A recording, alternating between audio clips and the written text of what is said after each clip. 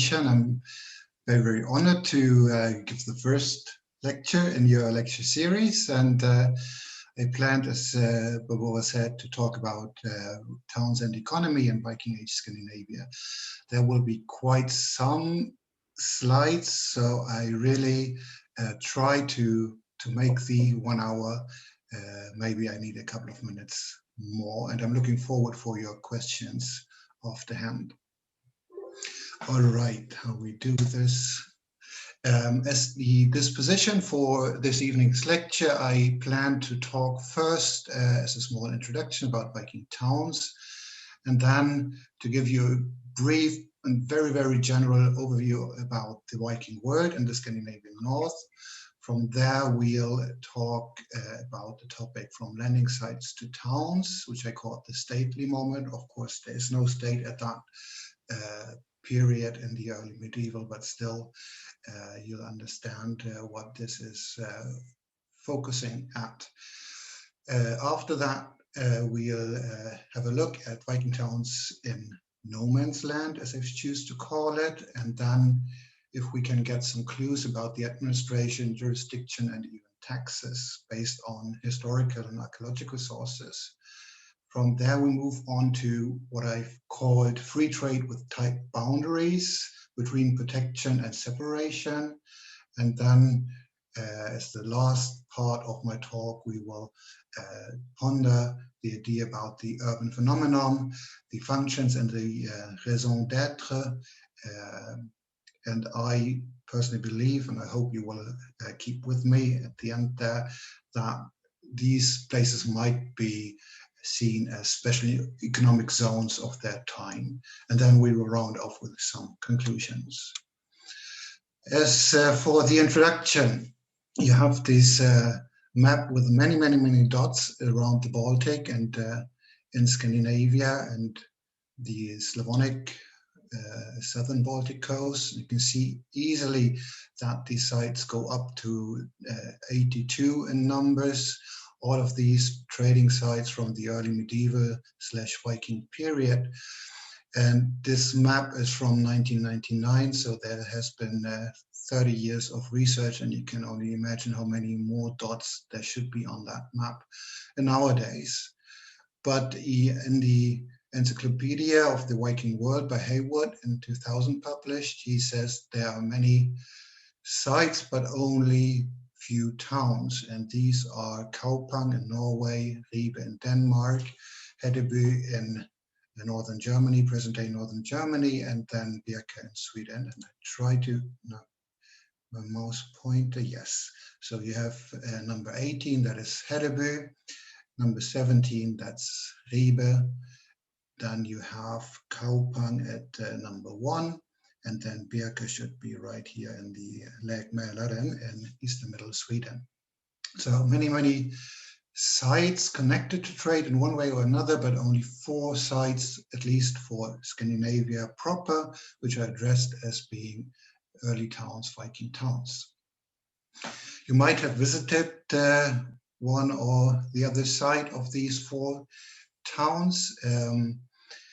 2 of them are UNESCO World Heritage Sites, that is Birka for some 20 years, maybe 30 meanwhile, and Hedeby, which is rather new, UNESCO site in connection with the Viking town and the defense works of the Danevirke as the southern Viking Age Danish border. But it's just these 4 towns we're looking at. As to the history of research, there are shelf meters really of publications you can go through in order to build yourself an idea about what these sites are about. So it's really, really a focus of research since the end of the 19th century, and somehow special monographies. Others have really a series. As for Hedeby, you have the red books, which are PhD student studies, monographies, and you have the report series, the green books. In Birka, you have the light blue series. and then on the excavation project from the 90s, the white, yellow books. So there's a lot of literature you need to go through in order to build yourself an idea what these sites are about. Also, the old Swedish publications are in fact in German, as you can see here in the left lower corner, Birka, Volume 1, Die Gräber, The Barriers, and also Hedeby is published in German. We will do the shift to English publications, not only now. So you need to know not only the Scandinavian languages, but you also need to be able to read German. To some degree, to make things even worse, the oldest publication on Birka are in French, but that's no problem for you guys. So many books about that topic. And when we want to address the topic about the Viking towns, of course, we have to very briefly have a look at the terminology. And as you can see, these early urban sites in the north have been addressed with their labeling in the contemporary written sources as Emporia, Viki, Portu, and Civitatis. Then in the German literature, they have been addressed as Seehandelsplätze, which is almost the same as Polanyi's concept with the ports of trade from 1963. And then from the 70s onwards, and that's also a German contribution to the discussion, one chooses to call them proto-towns or early towns, Vorform and Frühform of the medieval town, because there you have the discussion with the historians who say we need not only have town walls for a medieval town, but we also need to have written town law. And as archaeologists, we most seldomly can contribute with paperworks. So therefore, one tried to find a compromise for what looked urban, but wasn't a town in the historical sense, so proto-town and early town. Roger Hodges in the 80s called them gateway communities instead and tried to differentiate between type A, B, and C. Type A being seasonal sites, which then in some cases develop further to classic emporia from 725 onwards. And then you have the type C emporia, which are not dealing in super regional trade anymore, but rather have a regional function. And then there's a paper from Johan Kalmar, Swedish scholar from 1904, on the urbanization in Scandinavia and the Baltic region between 700 and 1100, trading places and early urban sites. And he really tries to break it up into steps of 50 years, starting off with non-permanent trading places, the heyday of urbanization, engagement in local elites, new towns after West European models, and then finally denser population and brick buildings. After these decades of discussion how to address these earliest urban phenomenon in the north, the whole discourse had been shortened down in a way, and it's suggested to call them just Viking towns or towns of their time in order to avoid the historical component.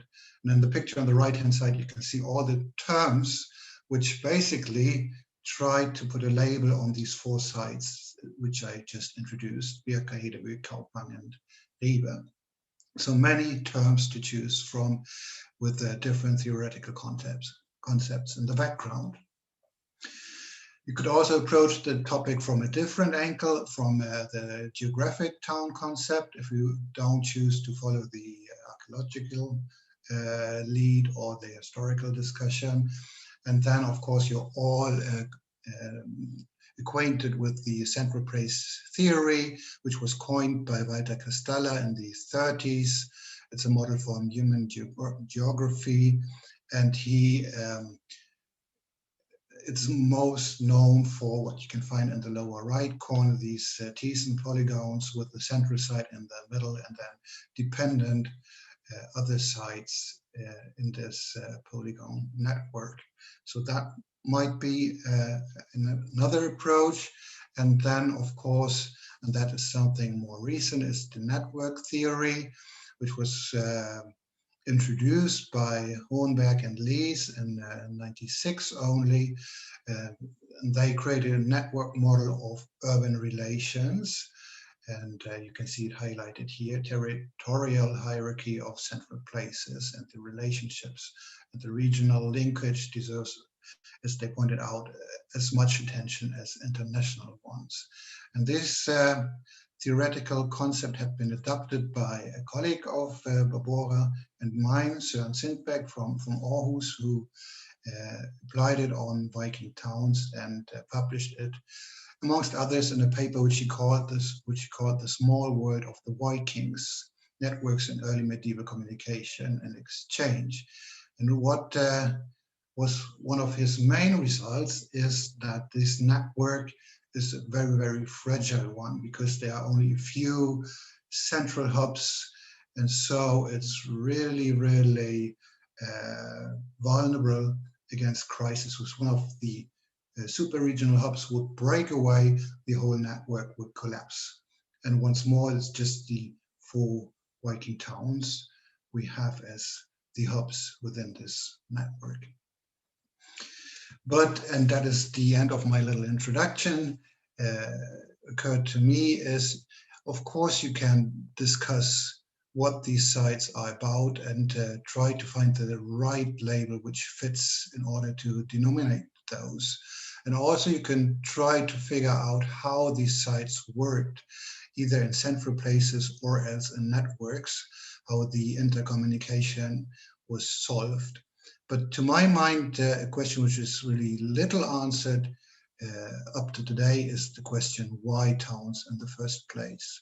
Why all of a sudden at the very beginning of the Viking Age we have the first urban entities in the far European north, in the former Barbaricum, where there have been no urban predecessors, no Roman towns, of course. So why is that? And that is a question I tried to follow up in my lecture this afternoon.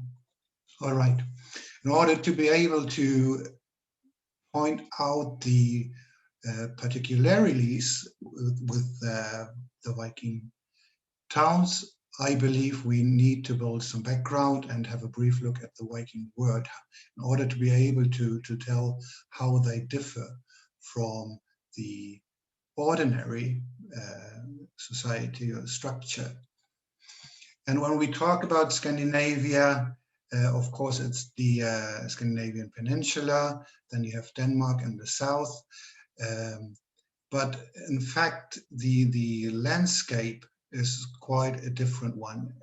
Denmark is rather flat, as you can see in the picture on the upper right, very, very well suited for agriculture, whereas in Norway you have high mountains and deep fjords and only few areas as around Trondheim here in the north are really situated for agriculture. And in Sweden, finally, you have large forests. That's the lowermost picture here, just to give you an impression. And that, of course, shapes the way how people did their economics, built their economy, and how they related to the landscape. So it's quite heterogeneous, really, when you take a closer look.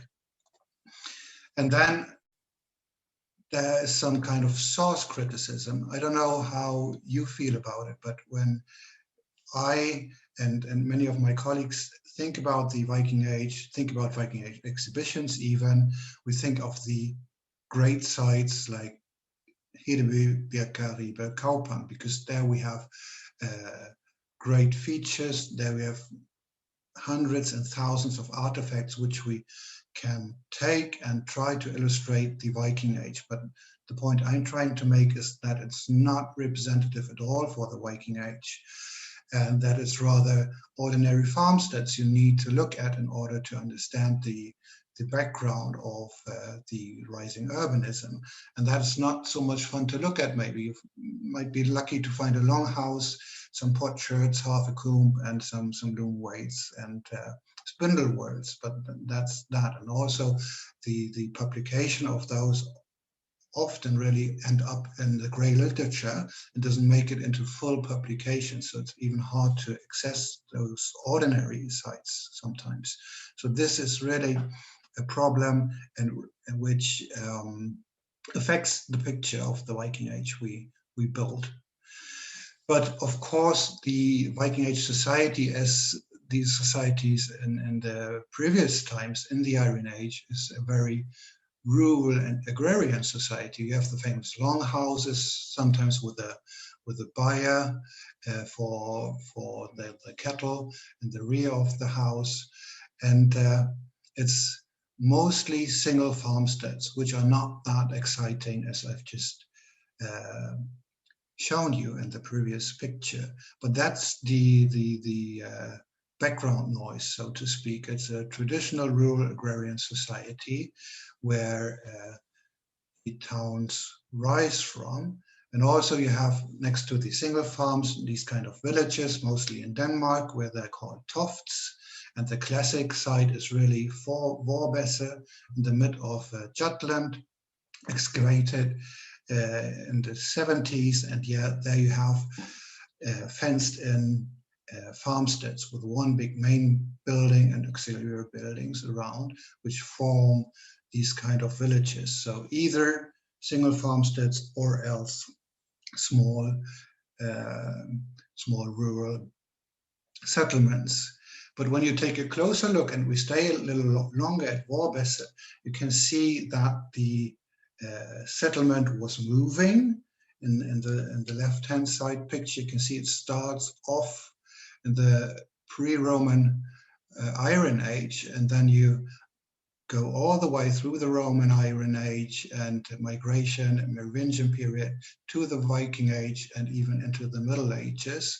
So these structures have really, really deep Iron Age roots. So it's a traditional society where changes do happen, but innovation, have long traits back in time. And also the structure of the single farmsteads or the farmsteads themselves are organized in a way that in the center you would have the farm, and then you have the enclosed infields, the meadows for hay, arable land for grain, and then you would have the outfields with the grazing areas for the cattle, and then you have the forest and the wilderness, so-called utgård.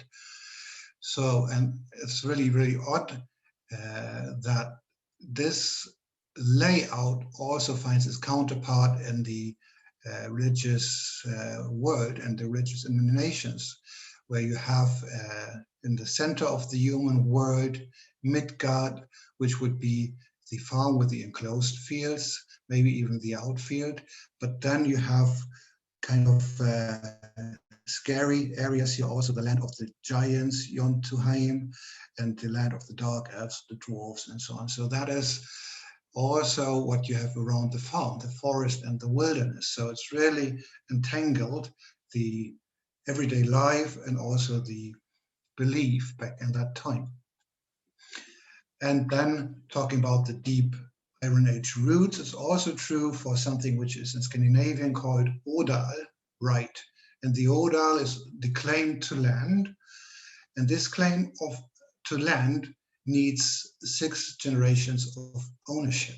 So you need to be able to go back 6 generations in order to say, this is my property, this is my land. And when you only calculate 30 years per generation, then we talk about 180 years. So the odal right in the Viking Age goes far back into Iron Age conditions. And then once more, and that is an idea of my colleague here in Sweden, Torun Zachariasson. She has the idea that you have the farm in the very center once more, and the property, the odal, is marked out by runic stones, by hoards, and also by the family burial grounds. So, and then when you think of the Vikings, of course, you would think of the famous Viking expedition. It's really hard to approach that topic because we have basically no idea who went on a Viking expedition up to Viking raid up to today. The only clue, in fact, is the so-called Ingvar expedition, also called Ingvar the Far-Traveled. And here you have the most prominent rune stone at the castle of Gripsholm at Lake Mälaren. Maybe you know that one by the famous book of Tucholsky. And here you have a rune stone for a failed expedition. So Ingvar and his followers didn't come back from their journey far to the east, where they died in Circland. So that is in the middle of the Arab world. What makes this expedition so interesting is that you have, almost like cenotaphs, 26 rune stones which commemorate members of this expedition who really went off with Ingvar. And there you can also see that it is the Viking raids which made the Viking Age so infamous, is rather something which is not connected to the urban sites, but to rural population. And therefore, this Ingvar expedition is so important. It's the only indication of where the members of raid parties were recruited from. And then also you need to pose the question, can we talk about a Viking world or a Viking age as such at all? And there are many, many studies which really focus on regional traits and specialities. To the left-hand side, you can see a study once more by Johan Kalmring from '92, where he says there are many, many very specific burial customs which differentiate themselves from each other. So it's really local and rural communities we are facing with. And then there's this book, which is even called Decolonizing the Viking Age by Fredrik Swanberg from '92. Also dealing with death rituals in southeast Scandinavia, so southern Sweden and also Denmark. And you can see once more the local burial groups, which become very, very obvious. And then Søren Sindbæk, which I already mentioned previously, he did a study on artifact groups and house types in Viking Age Denmark, of which Scania, the southernmost part of Sweden, was a part of. And he could tell that there's a very, very tight bonds between Jutland and the island of Fyn, while the island of Zealand and Scania were another complex. So it's not just one cultural area, but you can see really, really local traits in this rural society we were discussing. And then towards the end of the introduction to the Viking world, you can even go so far as colleagues of mine from the Swedish History Museum just did with a traveling exhibition. They called it quite neatly, I believe. We call them Vikings. So who were the Vikings anyway? And that comes down to how do you explain the terminology behind Viking? And there are many ideas been put forward as explaining Viking from feminine Vik, which would be a small bay or inlet. Viking is deriving from the historical district of Viken, so around the Oslo fjord, or even deriving from Vikus, meaning trading place. But I think the most accepted one is saying that it derives from the expression "fara viking," which means that you were going on a sea voyage or a raiding journey. And in that regard, most of the Vikings never have been Vikings because they were claiming to their plot of land and never went to such an expedition. So you can question the whole concept of the Viking Age in that regard. Right. That is the one part. You have the long, deep roots into the Iron Age in the Viking Age rural agrarian society. But then you have, of course, also the centers of power and cult. And the most central site is, of course, Old Uppsala, Gamla Uppsala in Sweden. here in the map you would have Stockholm in the archipelago, then you have Birka at this point, and towards the north of Lake Mälaren you have Old Uppsala situated here. And it's a very, very famous site for Swedish history, but also it was the center of the belief in the Viking world, you could say. And in that it has also these national romantic reception of the temple. We know from the written sources where you have the three goddesses, Odin, Thor, and Freyr. And also from the written sources, Adam of Bremen is the author. We know that they had this gold-covered temple for just Thor, Odin, and Frey, and also a sacred grove with sacrificials, amongst others, 72 men, horses, and dogs, and other creatures being sacrificed in an evergreen tree in a 9-year circle at the religious festival Disablot. So that's really the heart of the Viking Age world in terms of belief. And they have also legendary tale in the background. The first temple at Uppsala was built by the god Freyr himself, according to the Ynglinga saga. And Old Uppsala was the seat of the Ynglinga dynasty.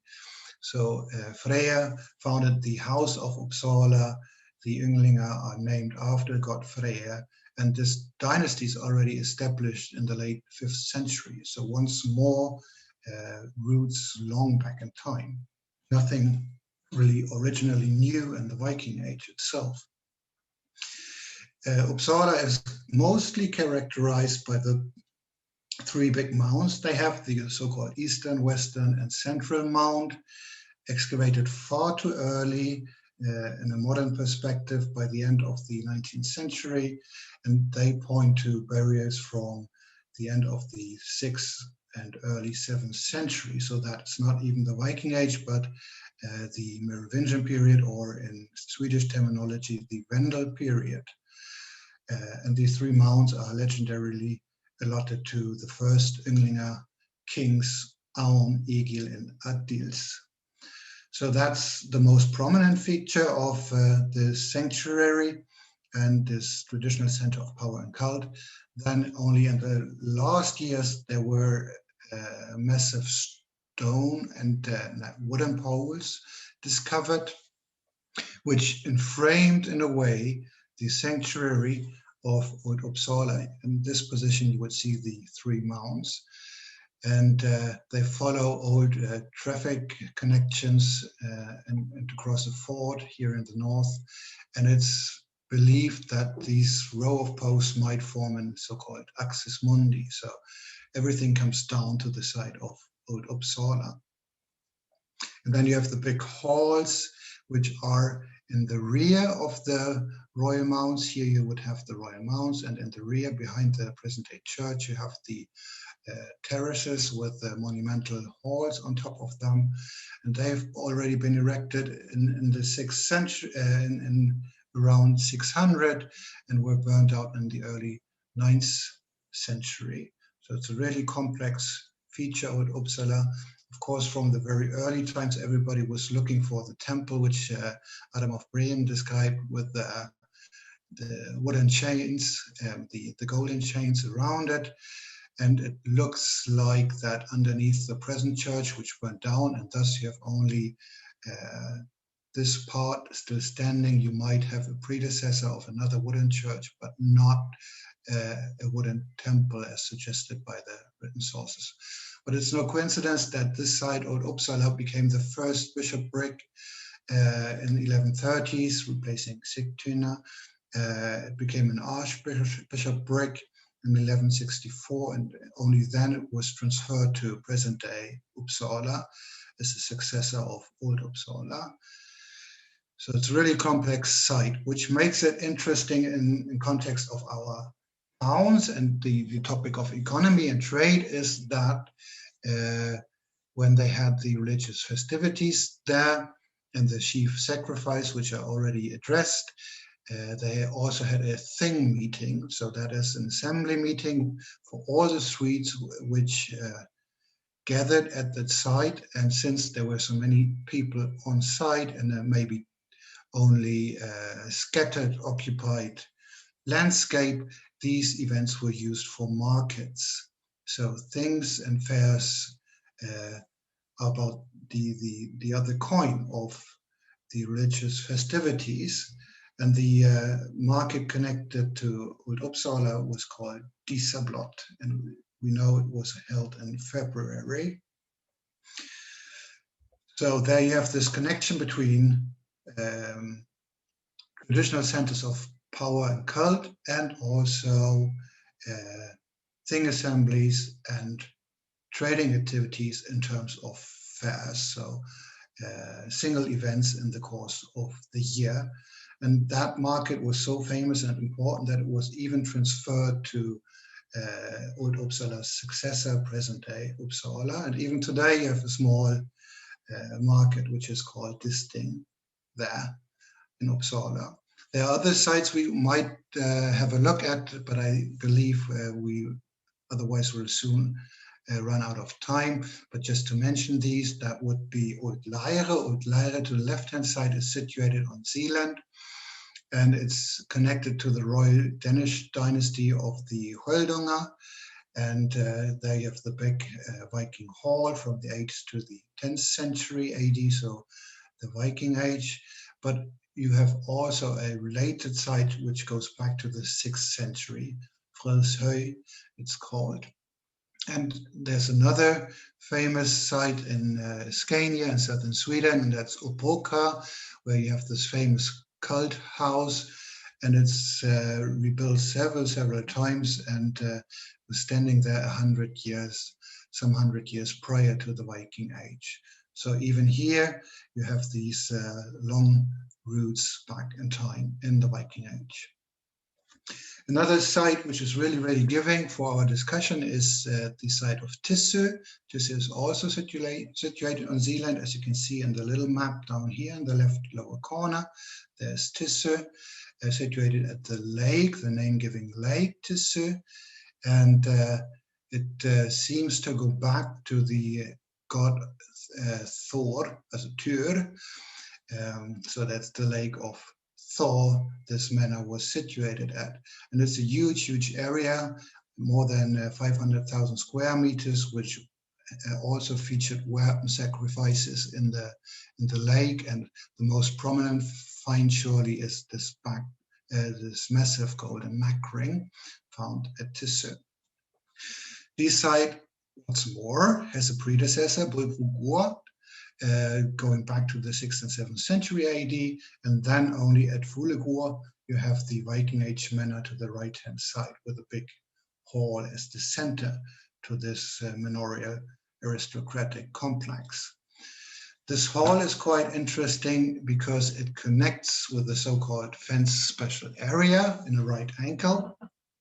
And you can see here different phases of occupation, but the hall and this area goes together. And I think we can soundly say that these areas, these infenced areas, were reserved for temples. And that is quite interesting because the late Lars Jørgensen, Danish colleague, he drew the parallel to Carolingian Pfalz complexes, as in Aachen, Aix-la-Chapelle, where you have the royal palace and then the connection to the palatial church. And that is the Scandinavian imitation of such a royal palace and the connection to the temple area. So it's a Scandinavian take on what the Vikings have seen on the continent. And even here you have the connection with Pfalz complexes in themselves are being connected to itinerant kingships. Surely, as Charlemagne was traveling around in his realm and he needed these points where you could rule over his realm. And Tissø is also such a site which is being regarded as such an aristocratic manor residence in connection with itinerant kingship. Interesting for our question is that even this site seems to go together with seasonal fairs, and that is you have pit houses towards the north and the south of the manor, and you have also an area for markets and handicraft. So even here, when the ruler was present, this event was used for market activities. But, and we don't have much time to discuss that any further, but I just wanted to show it to you anyway. That is, of course, from Renfrew and Barn, the models about trade. And what we're looking at is rather central place market exchange when we talk about these fairs. It's not the trade we expect of ports of trade or Viking towns. All right, so how do towns become towns in the Scandinavian north? From landing sites to towns, the stately moment. Already in the end of the 19th century, or the middle of the 19th century even, there was a discussion going on in Norway if these Viking towns were developing of themselves by merchant agency, in a way self-grown, or else if they have been actively founded by kings, by royal dynasties. So this is a question which even is puzzling us up to today, but goes back to the middle of the 19th century already.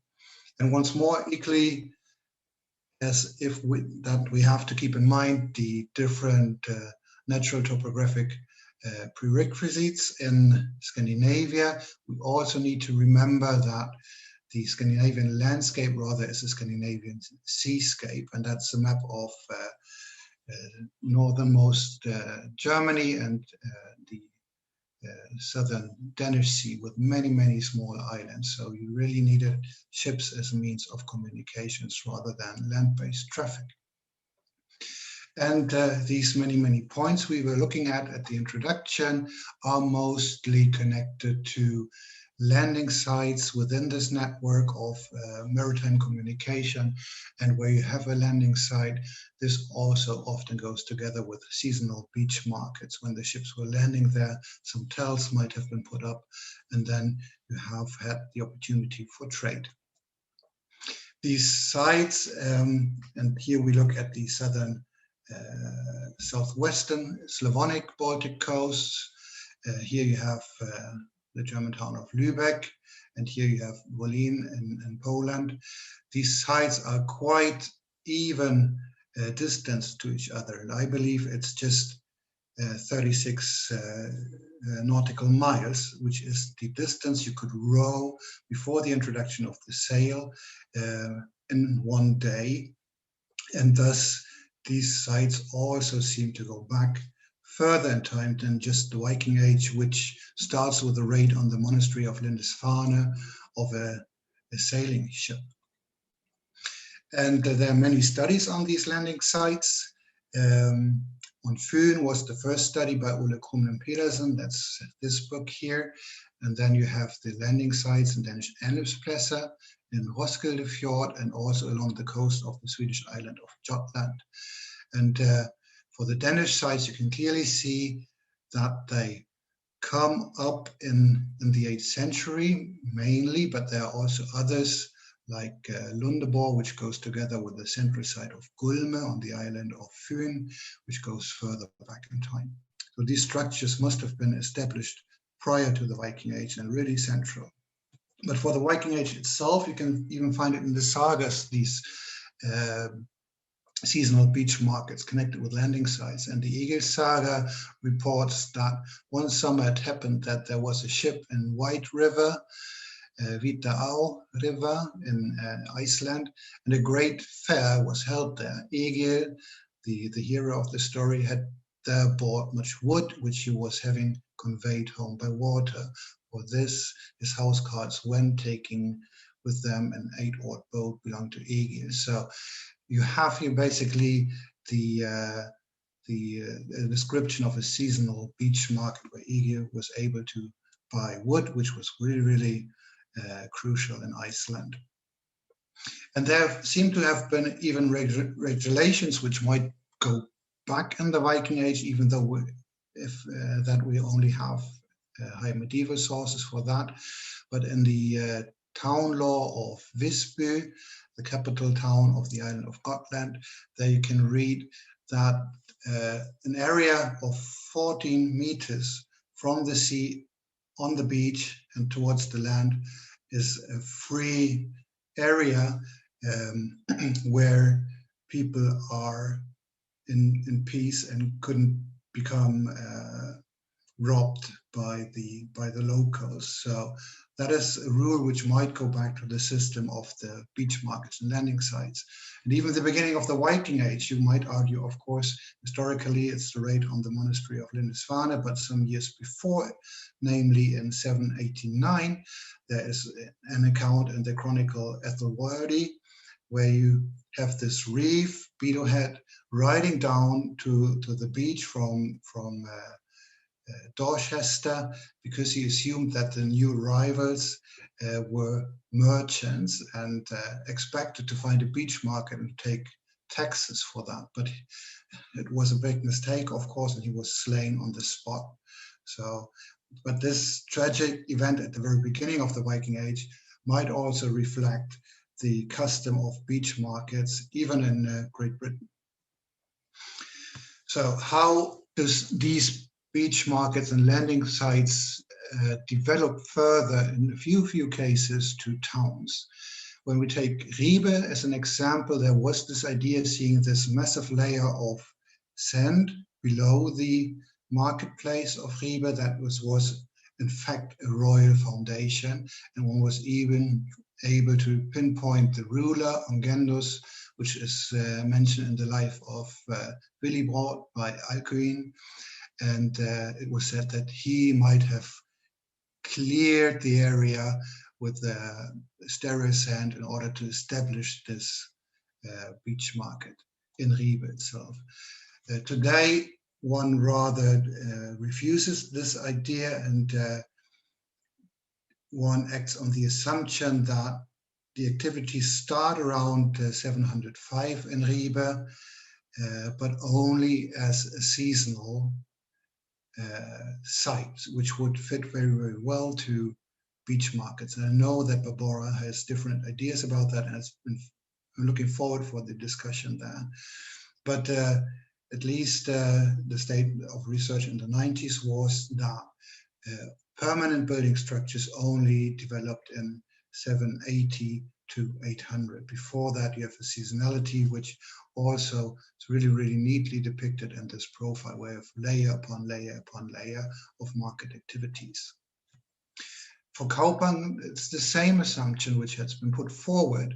The colleagues from Kaupang say that there are three site periods. Site period 1, which is really brief, admittedly, from 800 to 805, 810, is, however, a seasonal, phase. And in Birka, in Sweden, you have burials which are not of the Viking Age, but date back to the Vendel or Merovingian period, which might be connected to single farmsteads, which formed the ground for the later development of the Viking town.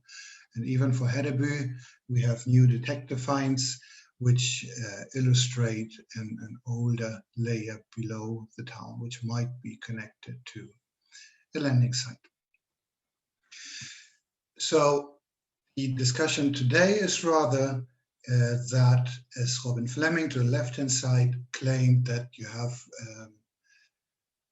this agency of the merchants, and only to a later point you have a royal intervention claiming power over these trading sites. And Peter Sawyer, already in the mid-80s, said quite clearly there was a natural tendency for rulers to claim authority over the more successful places and to provide protection in return for a share of the profits of trade. Scandinavia can indeed offer a very early parallel to the efforts of English rulers to extend their regalia rights. So merchant agency rather than royal foundations. And one most important historical record is from the Royal Frankish Annals for Scandinavia and the advent of urbanism, because here you hear from a raid of the Danish king on another trading site, which is called Rerik, situated at present-day Groß-Strönkendorf, close to the town of Wismar at the Baltic coast. And the Royal Frankish Annals for the year 808 say, but Godofrid Göttrig, before his return, destroyed a trading place on the seashore in Danish called Rerik, which, because of the taxes it paid, was of great advantage to his kingdom. Transferring the merchants from Rerik, he weighed anchor and came with his whole army to the harbor of Sleethorp, which is in fact Hedeby. So these earliest record, which names Hedeby, has a connection of trade policy and the claim on taxes, and this is a very political act, the raid on Rerik Groß-Strönkendorf. So it seems to be true that the Danish royal power took a claim on these sites. And this has also, of course, effects on the shipbuilding in the Viking Age. The consolidation of royal power most clearly seen in the 10th century AD in the shipbuilding. Before that time, you have multifunctional vessels which could either go on a raid, depicted here, or on a trading journey. And only when you have state formation, you have this specialization in shipbuilding. You have specialized longships, warships, and specialized traders for the transport of bulk cargo. And one of these ships, in fact, the biggest, is from Hedeby Wreck 3. And these ships has a larger cargo capacity as the earliest cocks we know from the Hanseatic League. And it could transport 60 tons of cargo. So, and of course, it's a question of the hen and the egg in a way, but these ships are connected to urban structures, because on which beach market you wanted to sell off 60 tons of cargo. So this goes really hand in hand, this development. And you can see it, Hedeby, which might have started as a seasonal beach market, had a massive harbor development, which matched the development in shipbuilding. And by the end of the 9th century, you have these jetties, which are every one 10 meters wide and 40 meters long. So really, really massively, and they are attached to each other, forming a big, big platform for market trade in the harbor basin of Hedeby. That's also reflected in the many, many finds. I've just taken Norwegian schists for whetstones as an example, and that goes well together with the observation of Verhaeghe, who says that the major ports are not just reflect entanglement and long-distance trade in prestige goods or early medieval gift exchange economy, which would be connected to the seasonal type A emporia, but this is really about bulk commodities, trade in bulk commodities. Right, Viking towns and no man's land. When we look at these 4 towns, Birka, Hedeby, Ribe, and which one did I forget? Kaupan, of course. Then there's another very, very interesting feature, and that is that the early towns often go together with royal estates, but they are separated from each other. In Kaupan and the Oslo Fjord, you would have the trading place here. The name literally means trading place, but behind it you have the site which is called Skiringsal, and that translates to the shining hall. That's the big, big manorial hall which has been excavated there. So in a way, these halls control the trading places, but they're not a part of it. They're found in the hinterland, in the background to these early towns. The same is true in Birka. Here you have the left-hand side, a central view from the island of Birka, Björke, towards where the royal manor is situated, Adelse Hofgården, where you have a big manorial hall, once more, runic stones celebrating the king. And they are separated across the sound there.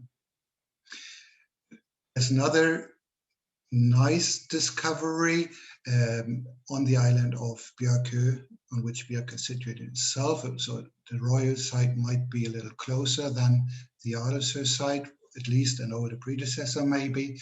There you have, as you can see in the left-hand picture, a big Viking hall and a structure which was also recorded already by the end of the 19th century and really reminds to Tissø and other structures in southern Denmark, so aristocratic residences with the cult area. But still, even this place would be offset from the Viking town of Björkö itself. In Hedeby, things are not that clear, but it has been suggested that the site of Fusing, situated at a small meadow here, in the background you can see Hedeby, was also such a royal site which controlled the Viking town. And it's not only true for the aristocratic residences, but it seems also to be true for the placement of the churches, which didn't cope with the idea of an open trading site. For Ribe in southern Denmark, we have the account of Rimbert for the time 860, and he says that in Ribe a church was erected. And that's a little odd because colleagues in Ribe always had the problem that we have the beach market and the earliest phase of the Viking Age, but then there seems to be a settlement gap in the second half of the 9th century, and then only the high medieval phase would reappear in Ribe. So where this church should be situated was a big problem, as well as its contexts. But in the last years, there had been a very, very important excavation around the church itself, and it turned out that there the missing later Viking Age appeared, the 9th to 11th century, with the burial ground close to the church. That's the Lindegården excavation. And it seems like they belong to a cathedral immunity, as you can see in this historical map and the town layout. And that would make it the Viking town on the one hand of the Ribe, the Ribe meadow, and the church on the other hand side. So separate, close by, but separated. When you zoom out and take a look at the bigger geographical position of these towns, and I just want to refer to the examples of Hedeby and Björkö, you can see that they're literally situated in the no man's land. Hedeby itself is not only situated in the border area between the Danish area and the Saxon Carolingian area, but also on the west coast you have the Frisian populations and the Slavonic populations in the eastern part. So all four ethnicities met up in Hedeby, and Hedeby was neither belonging to one of these entities. It's really situated in a no man's land, which is crucial for the site functioning as an early town. And the same seems to appear for the placement of Björkö. The old administrational units in eastern middle Sweden would be in the south of Lake Mälaren, Södermanland or Sörmland. In the north you have Uppland, and Uppland itself once more is divided into Fjärhundraland, Tiondaland, Åttondaland, the land of the 400s, the land of the 1000s, and the land of the 800s. And the center would be Uppsala. But it's almost like pieces of a cake. The slices pointing down to Björkö, which doesn't belong to Uppland or Sörmland or to any of these administrational units. It's also situated in no man's land. And for Hedeby, I mentioned that Hedeby became a World Heritage together with the borderline defense works of the Danevirke. Hedeby was always being situated in the no man's land in front of these defensive works. It's changing its course in the duration of time, of course, but only in the latest phase of these whole border defenses. In 980, the town falls behind the border, which would make it an ordinary Danish medieval town. But prior to that, it is in the no man's land, literally speaking. And you can even widen our view to other sites equally involved in trade, not only all four Viking towns and the site of Truso in Poland has a very same topographical situation, situated at the coast, but also at the border between the Balts and the West Slavs. So that is also something these sites seem to have in common. Right, can we say then that there are claims for or indications for administration, jurisdiction, and taxes? In the life of Ansgar, it's being reported that Birka, in fact, had his own assembly, a thing meeting. So when Ansgar came the second time to the island of Birka in order to baptize and missionize, the king couldn't take the decision on his own, but needed to refer to his thing assembly. And it's very clear, the source, luckily, that the assembly was held in the town of Birka, and that's not the assembly of Uppland or Sörmland. And that's also quite clear, because it was not enough that the assembly at Birka gave their consent to Ansgar being on the island, but the king afterwards had to meet up with another assembly in another part of his kingdom.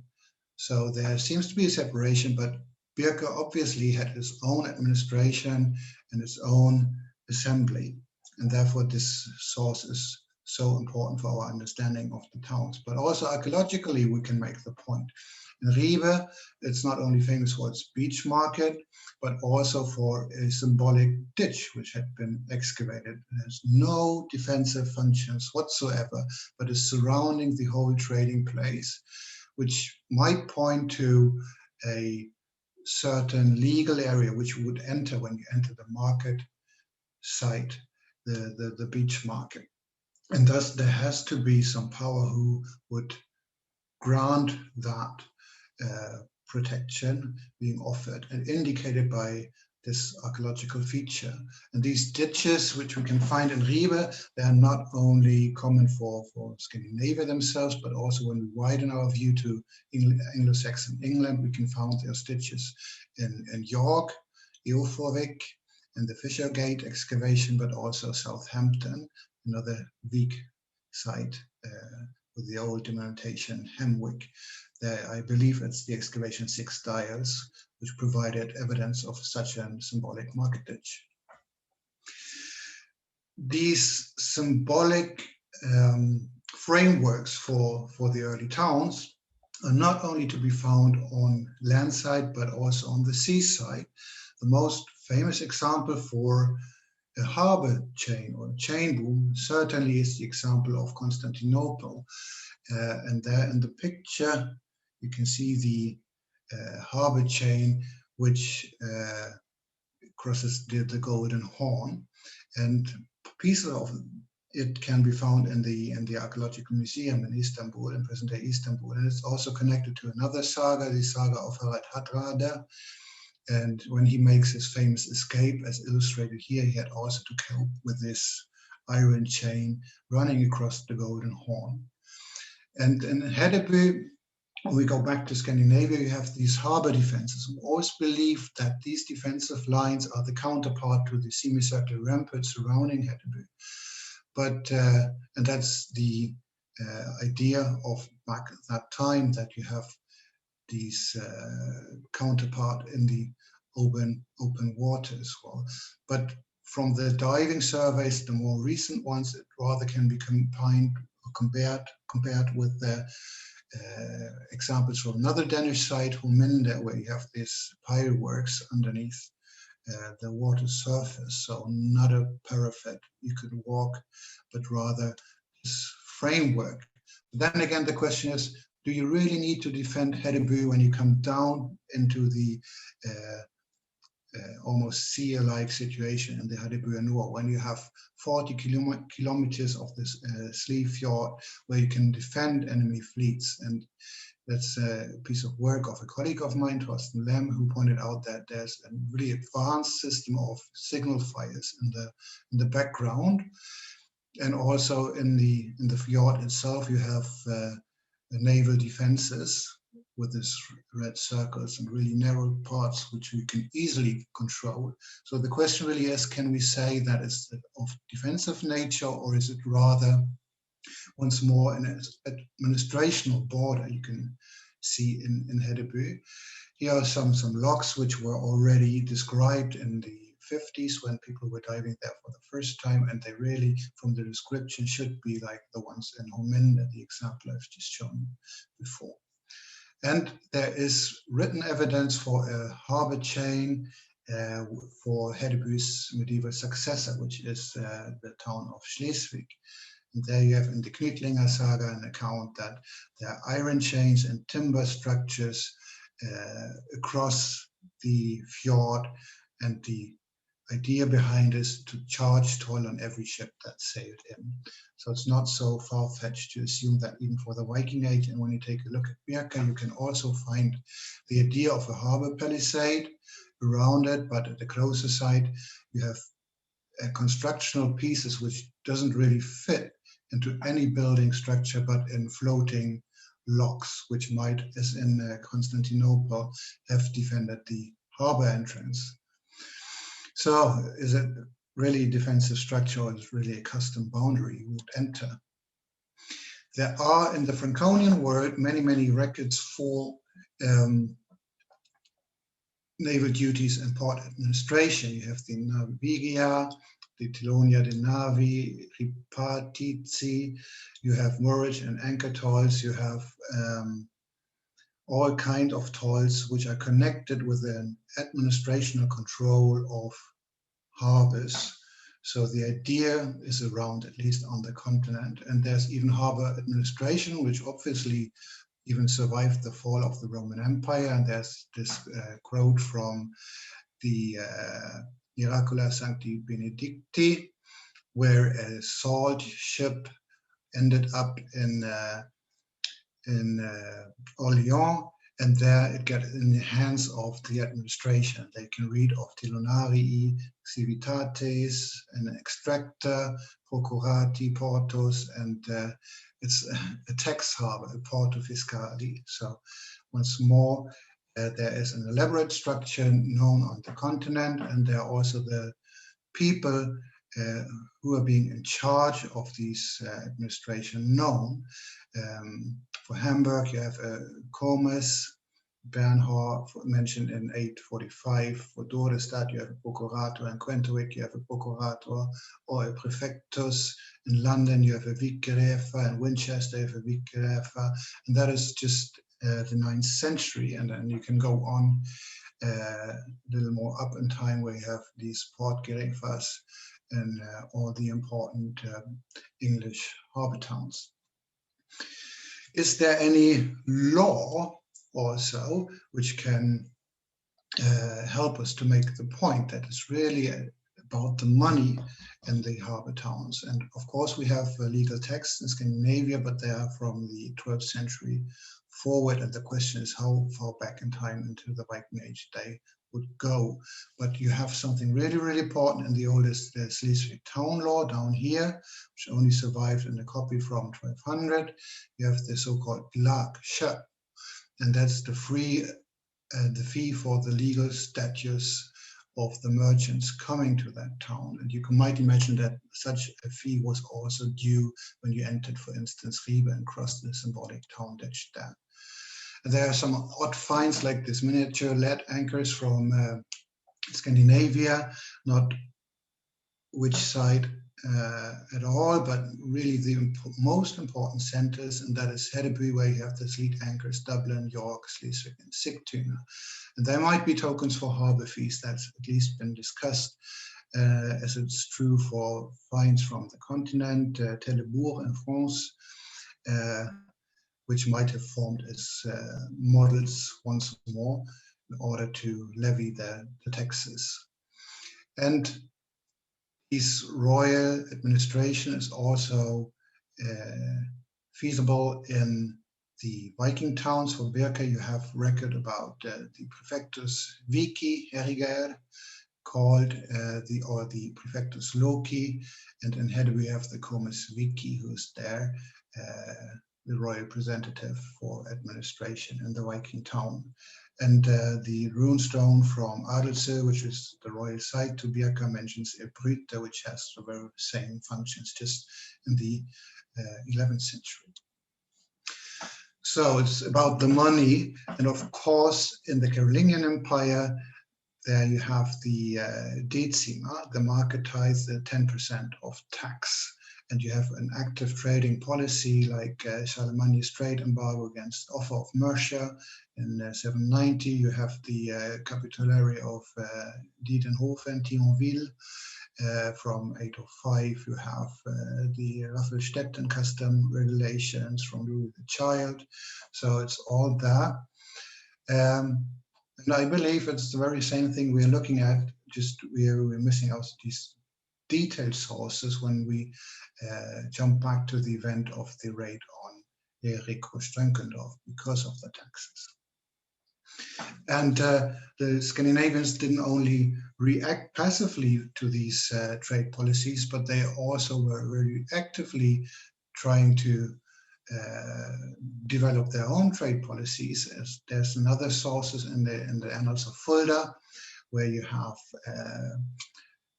the emergence of each kingdom, which might come and go in peace to the other, bringing merchandise to buy and sell. So that is a treaty between the Danish king Siegfried and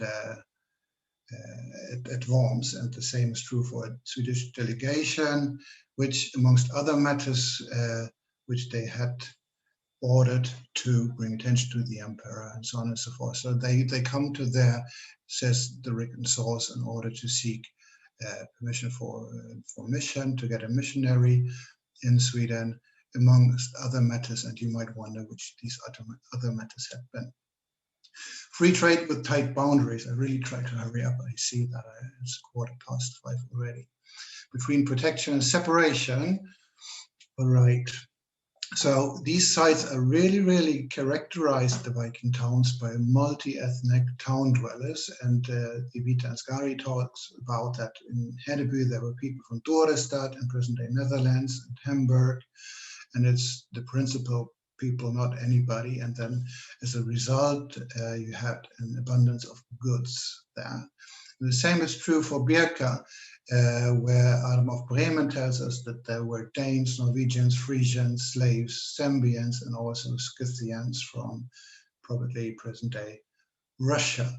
So you have these multi-ethnic urban entities, but really crucial is then what Peter Sawyer once more pointed out, and he says that these people who leave their homes are not part of the legislation abroad, so they lack normal protection, and always tend to say that it's cheaper to slay a foreign merchant than your neighbor's slave in the Viking Age.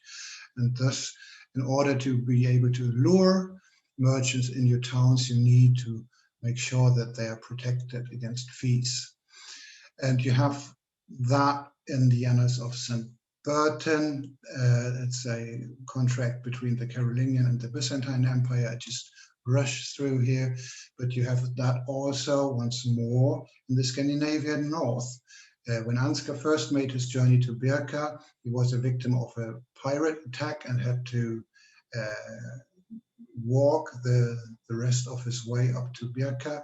And the second journey, he's smarter, and he asked the Swedish king for his way back for a written letter of protection. And when he goes to his second missionary journey, he asks the Danish king for a token and protection on his journey. So that is something which is not alien to the Scandinavian north. And also, you on the one hand side have the foreign merchants, but on the other hand side, it's really restricted. The Rus, that is the Scandinavians dwelling in present-day northern Russia, when they came down to Constantinople, they had only a monthly allowance, and they couldn't dwell anywhere, but there's a special quarter where they had to lodge. And so very controlled. And in Anglo-Saxon Britain, you have two really interesting sources. which indicate that foreigners are welcomed in the towns and in the trading harbors, but they're not even supposed to leave those. The law of Ine from Wessex says, if a man from afar or a stranger travels through a wood off the highway and neither shouts or blows his horn, he shall be assumed to be a thief, and as such may be either slain or put to ransom. So this openness, this multicultural sphere you meet in the towns is very, very limited. And that is even true possibly in death, that you find a reflection of this segregation. When you look at the many burials from Birka, 3,000 burials, one of whose 1,100 have been excavated, you can see that around the town you have alien burial customs, which are inhumations, so coffin graves, coffinless graves, and even chamber graves. The local burial tradition, though, are cremations in the Viking Age. That's the greenish burial grounds here. So it's really separated along the town rampart of Birka, aliens and locals, which might reflect the situation as in the law of Ine. And that's also true for Kaupang. When we jump back there, there's one particular burial ground we call Berget, which has all these alien burial customs, whereas the others are more local. And Arnes Dyllegård, a Norwegian colleague, said that they can be very well compared with the situation in Birka, this alien impact which is to be observed there. So why towns? Urban phenomenon, functions, and raison d'être, special economic zones, and that will be my finish for this lecture.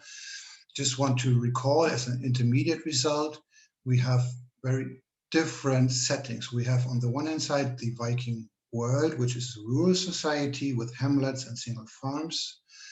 We have the subdivision into local groups. We have old traditional centers of power going far back in time, and connected to those local fairs in connection with thing assemblies or cult events. And early towns are the exception, not the rule. And the towns themselves are situated on borders in no man's land. Royal estates and even churches are only located apart. They have possibly their own legislation. They have their own royal representatives on site. It's an active Scandinavian trading policy, and the merchants are restricted to trade centers. The question is how these towns interacted with their hinterland in the medieval sense, and the views on this topic are quite different. Well, the Norwegian colleague Dr. K says that they have no function over the hinterland at all. Here is a statement that they have a greater role on their hinterlands, as we've seen so far. And then again, Chris Wickham says in 2005 only that there's a general lack of territorial hinterlands, which would explain why these first towns failed as economic centers. But what is surely clear is that they needed an urban supply, towns, and in that regard, they surely were dependent on the hinterlands. They needed fuel, they needed foods, and it calculated for Hedeby, for instance, that if one puts the population to only 1,000 inhabitants, that would mean 3 to 5 wagon loads of fuel and 1 wagon load of grain on a daily basis. So in that regard, surely you need your hinterland. And then we have finds which are obviously passed through the town of Hedeby in the hinterland, but still the archaeological footprint in the material culture is rather limited. So what's the relationship to the hinterland? Well, one other point is an idea a Norwegian colleague of mine in Pedersen made in 2005, and she observed that in a site close to Birka, 40 kilometers west of it, Bava, they had the same casting molds from the same material, so they didn't differ at all from Birka. So, and they had the idea, the excavators in Bava, that the molds might have been ready-made from Birka, but Unn had rather the idea that it's a question of technology transfer taking place in the towns, that you have a master and an apprentice, and then the apprentice would bring the new technology, the innovation to the hinterlands, and in that regard the town would contribute to a technological development of the whole greater area it's placed in. You might argue that what I've described in the last hour is nothing more than the port of trade, a concept of Calpulani, who said, amongst others, that its ports of trade are characteristic just for primitive communities. And he says also that it's a feature, a trait of societies without proper markets, so not fairs, but really markets in that sense. But you could also look at a different angle at that problem, and you could try to apply a different theoretical concept from anthropology, that's orthogenetic and heterogenetic sites by Mitsic. And that has been done by Mats Mågren in a paper called The First Sparks and the Far Horizon, stirring up the thinking of the early Scandinavian urbanization process again. And he argues that you have these orthogenetic sites which are associated with stability, placed in areas of surplus, agricultural production, always in some respect central, populated by the civil, religious, and military bureaucracy, might have an aristocratic royal presence and some form of monumentality. And on the other hand side, you have the new Viking towns, which would be the heterogenic sites, which are related to change and entrepreneurship. They are liminally placed between ecological zones, ethnic or political regions, or different transport zones, which lack monumentality and have production and trade of commodities as a dominant feature. And that would make the difference between the traditional Viking world with the traditional centers and fairs and the new towns which emerge. And then Franz Verheerge said in 2005, well, that the interest of the rulers might have been, in the Carolingian world, a parasitic interest only to start off with. And I think that is a very, very neat idea. Towns which develop as a result of merchant agency, and only then the royal power comes in. So, and then you need to recall that at least in the Scandinavian north, the king was really depending on funds, big means, in order to pay his followers. And he could gain that either by go on raiding gifts or else by controlling towns and making his own coins, which need to be changed, and they could be taxed. So that would be another possibility for royal power to maintain their status, to pay their followers. I personally believe that what we've seen for the Viking towns is something which has been discussed in modern economics, especially economic zones. And they are described as geographically or functionally limited parts of an economy, which differ from the rest of the economy and promote and favor economic activities in a specific area only, therefore the confinement with the symbolic borders, and also that the merchants are not supposed to roam the country.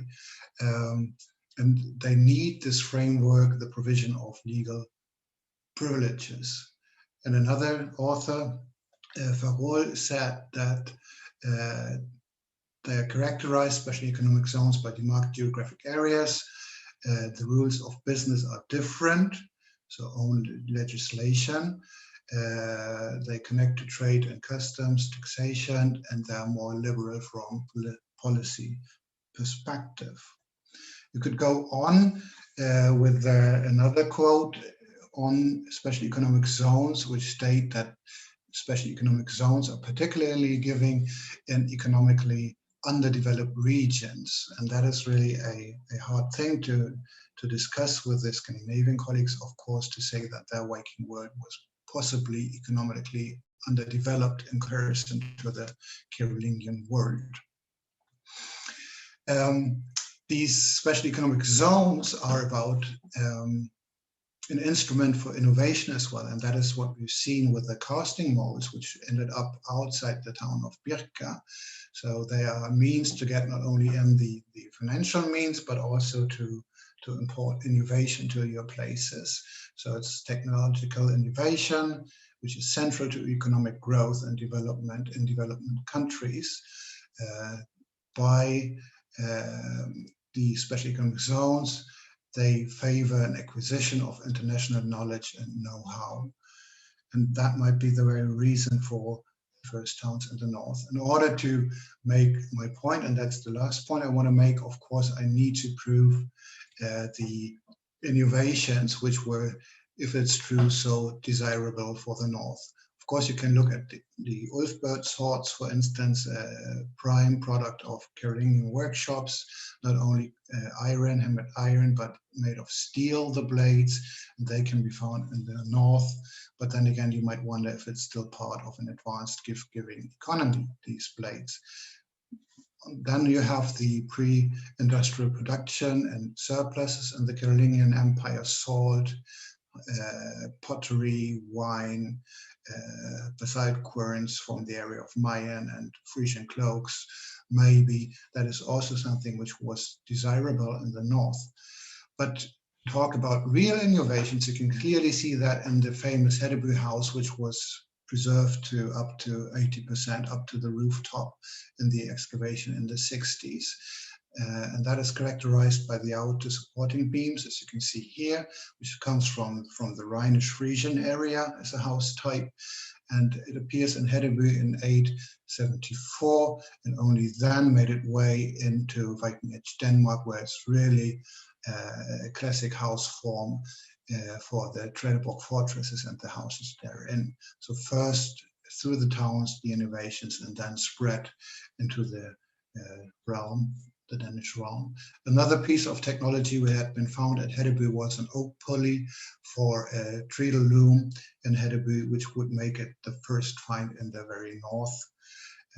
Also an innovation which is not accidentally, I believe, found in Hedeby. And you can also say the first machines are water mills, and there you have also a piece of wood found from Hedeby, which is believed to belong to a undershot water wheel, which once more would make it the first machine in the very north.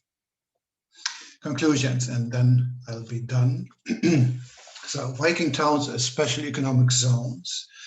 In the discussion above, the special position and distinct nature of the early northern towns has been outlined, mirrored by the main features of the surrounding rural Viking Age society. It was argued for the town's clear separation from the surrounding society, not only geographically, by their strategic position in no man's land, but also legally with an own thing assembly and special jurisdiction, and finally by the limitation of uncontrolled alien presence to these sites only.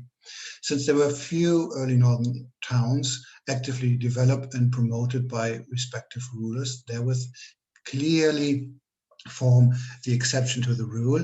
It was certainly not, as Klaus Ransborg put it in 1989, the economic and social development that led to the growth of market towns on the coasts, reversing cause and effect in this conclusion. Quite the opposite, it was rather the economic backlog and tenacious social development which found expression in the establishment of these sites, which as a political, administrative and economic tool were opening up for a controlled influx of funds and innovations from abroad. And therewith, I thank you very, very much for your patience, and I hope you enjoyed the lecture. Looking forward for your questions. Thank you. Barbara, I don't know if you're still available, but I would already thank Sven Kalmring for this very elucidating lecture, and I would also say very inspiring. But I'm working in the Mediterranean area in the late Bronze Age, but for sure it was inspiring for my personal research. Thank you very much. I will stop. So, are there any questions?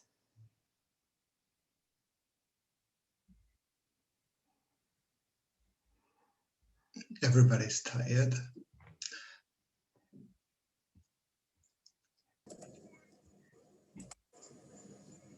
Hi, Sven. I have a question, if I may. Okay. Yeah, sure. Thank you, I was a little late, so maybe I missed the start. There is, of course, this debate that Hodges was a big part of prestige trade, bulk trade, and it seems that now you're adding a new dimension in technological innovation and those elements. How would you position yourself in that debate then? Was the driving force, the driving motivator for kings to get involved and to stimulate these towns? Is it to bring in this innovation and to drive up their economy as a whole then, or? Yeah, well, I would argue that these sites would develop by merchant agency. And that's the same in the Scandinavian North than across the English Channel, I believe. And then the royal power comes in and tries to, on the one hand side, destroy sites like Rerik or Strönkendorf in order to transfer the means and the taxes to other sites. And then they would develop a few beach markets, landing sites into proper Viking towns. In terms of the discussion, trade in prestige goods and bulk cargo, I think what I can see in the harbor of Hedeby, for instance, it's quite clear that a change in qualities and quantities also, that you have this pre-industrial production of means and that you have ships which are able to transport 60 tons. That is something you can't see around 750 already. But then again, of course, I'm very aware of the imported timbers to Dorestad, which date incredibly early, and that is also some kind of bulk trade, of course. So I think at this point, maybe exceptions would support the model. But wouldn't you say that Mayan querns, for instance, would also be, and the amount of Baldorf pottery that was traded through Dorestad into Hedeby, for instance, that would also be a form of bulk trade rather than small volume prestige goods that were traded? Yes. Yes, exactly. But I mean, in the Baltic, the landing sites will start off around 750, as we can see right now. And in Hedeby, there's already in the first mentioning royal agency involved, which is 804. So that would make it 50 years before we can really grasp royal control. And another Danish colleague of ours, you know him very well, Peter Jan Morten Søse, he also says that maybe for the earliest landing sites like Rerik, Ribe, maybe Aarhus in Scania, there's some kind of control connected with the Wodan monster shelters. Yeah. Okay, it's interesting discussion in any case. Yeah. Yeah, and we continue with that. Yeah, of course. Yeah, thank you. Thanks for your very interesting lecture as well. Thanks. Any other questions? No, then okay, Sven Kalmring, then I would like to thank you again that you took time for us for this lecture. So yeah, in behalf of the whole Maritime, yeah, thank you very much for the sharing this with us. It was a pleasure, and thank you once more for your patience. Yeah. Yeah, we could have a reaction and like this. Thank you so much.